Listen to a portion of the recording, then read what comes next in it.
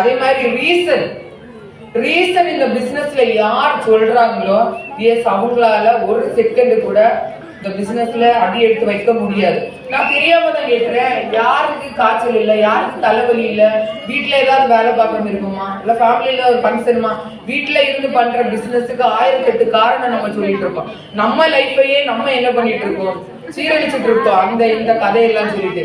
அல்போன்ஸ் மேரியோட சக்சஸ்க்கு முழுக்க காரணம் நிறைய அடி வாங்கியிருக்கு. ஒண்ணு.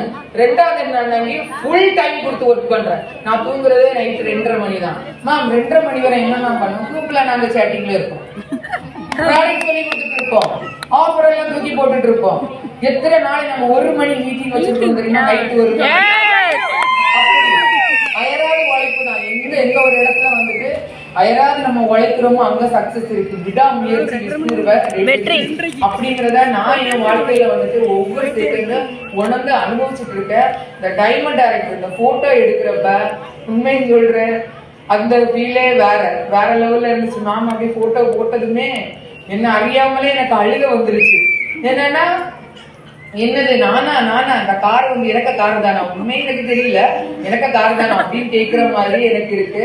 லைஃப்ங்கிறது ஒரு வாட்டி தான், அழகான ஒரு லைஃப், பியூட்டிஃபுல்லான லைஃப். அத மாசா வந்து அமைச்சுக்கிறது நம்ம பொண்ணா இருக்க நம்ம கிட்டதான் இருக்கு. எஸ், ஒரு பொண்ணு நினைச்சா என்ன வேணாலும் பண்ண முடியும்.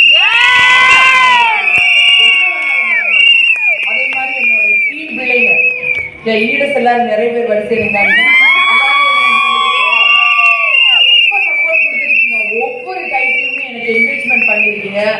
லீலா மேம் எல்லாம் டைமண்ட் எனக்கு போன் பண்ணி அவங்க எனக்கு அந்த இடத்துல அவங்க சொல்லி அவங்க எனக்கு சம்மந்தமே இல்ல, அப்கோர்ஸ் டைமண்ட் ஸ்டார்ட் பண்ணுங்க, ஏன் வெயிட் பண்றீங்க அப்படின்னு யாருக்கு அந்த மனநிலை வரும்.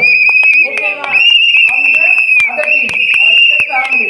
ஆனா வந்துட்டு அவங்க எனக்கு மேம் அப்படியா மேம், ஆமா இதெல்லாம் இது ஒரு மேட்டரே இல்லை, லீலா மேம் எப்பவுமே எடுக்கிறது அப்கோர்ஸ் இதெல்லாம் ஒரு மேட்டரே இல்லை அப்படின்னு ஒவ்வொரு விஷயத்துல இங்க இருக்கவங்க அதே மாதிரி என்கரேஜ் பண்றதுல உங்களால முடியும்.